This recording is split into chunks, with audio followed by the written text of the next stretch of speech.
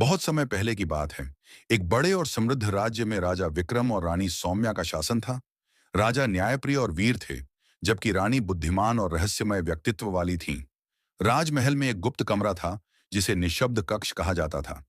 इस कक्ष के बारे में केवल राजा और रानी जानते थे, पर किसी को भी अंदर जाने की अनुमति नहीं थी। कहा जाता था कि जो कोई इस कमरे में प्रवेश करता, वह या तो गायब हो जाता या फिर पागल हो जाता। एक दिन राज्य में भयंकर तूफान आया और उसी रात राजा को अजीब सपने आने लगे। उन्होंने सपने में देखा कि एक रहस्यमयी आकृति उन्हें बुला रही है और निशब्द कक्ष के दरवाजे पर खून से लिखा कोई शापित संदेश था। राजा ने रानी से इस बारे में पूछा, तो रानी थोड़ी घबरा गई। उन्होंने राजा से कहा, कुछ रहस्य जितने गहरे दफन रहें, उतना ही अच्छा होता है। लेकिन राजा अपनी जिज्ञासा रोक नहीं पाए और उस रात उन्होंने अकेले ही निशब्द कक्ष में प्रवेश करने का निश्चय किया। जैसे ही राजा ने कक्ष का दरवाजा खोला, एक रहस्यमयी शक्ति ने उन्हें भीतर खींच लिया।